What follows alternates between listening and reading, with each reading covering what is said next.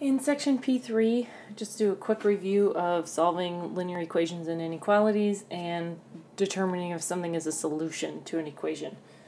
Alright, so if you look at the first example, which of the following are solutions of the equation? This should read 2x squared plus 5x equals 3.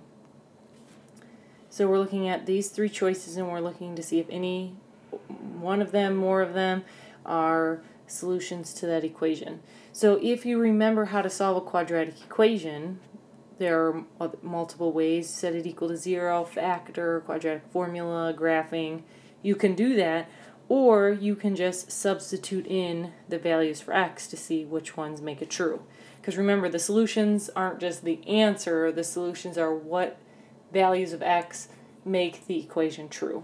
So when you substitute in the first one, 2 times negative 3 squared plus 5 times negative 3, and you're checking to see if it equals 3. So on your calculator you can plug that in to see if that becomes a solution or not. Remember, using your calculator, you can just type in this left side and then see if it's equal to 3. When you're plugging in negative 1/2, you can do second enter instead of having to type in the whole equation, so you can replace the negative 3 with negative 1/2. And then there's also the store button on your calculator, so you can store negative 3 in for x, store negative 1/2, or store 1/2 in for x, and just type in your calculator 2x squared plus 5x, and then they're stored in there already for you.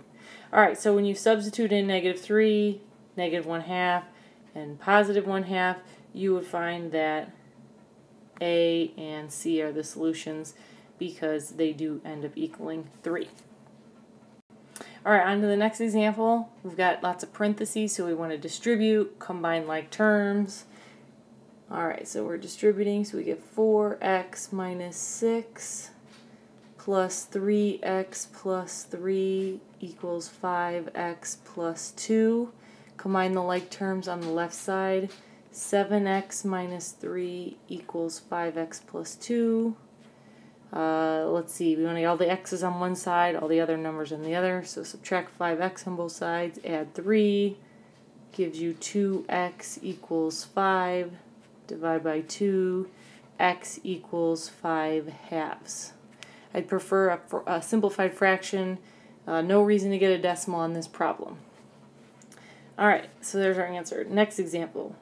We have 5y minus 2 all over 8 equals 2 plus y over 4. So we want to clear the fractions, so you want to multiply both sides by the common denominator, which is 8. So multiply that side and this side by 8. Now on the left side, you're multiplying 8 by this entire fraction. So the 8's are going to cancel, leaving you 5y minus 2 equals, on the right side, make sure you're multiplying the 8 times both individual fractions, since they're not the same fraction. So you're going to get 2 times 8 is 16, plus, when you do 8 times y over 4, 4 goes into 8 2 times, leaving you with 2y. And now you can move the x's or the y's to both sides and the numbers to the same side. So you're going to get 3y equals 18, divide by 3y equals 6. Set of examples. We have solved this inequality. So we had equations, now we're moving to inequalities. Don't forget, when you multiply or divide both sides by a negative, the inequality reverses. That's really the only thing that's different. Alright, so when we're solving, we get 3x minus 3 plus 2 less than or equal to 5x plus 6. Now we're going to combine the like terms. So 3x minus 1 is less than or equal to 5x plus 6.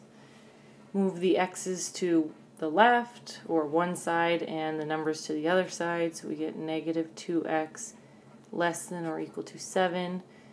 I'm going to divide both sides by negative 2, which means I'm going to reverse the inequality, get x is greater than or equal to negative 7/2.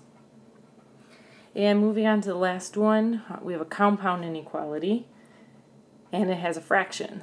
So to get rid of that fraction, we're going to multiply everything by 3. So all the parts get multiplied by 3.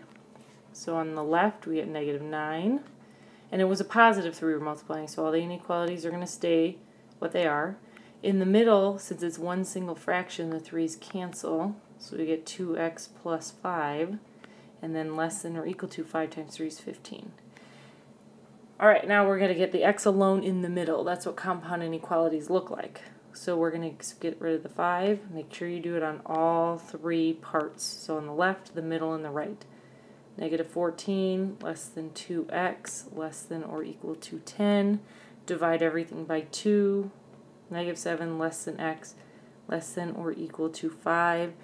And that would be your answer. If the directions say write your answer in interval notation, then do that. Otherwise, this is acceptable.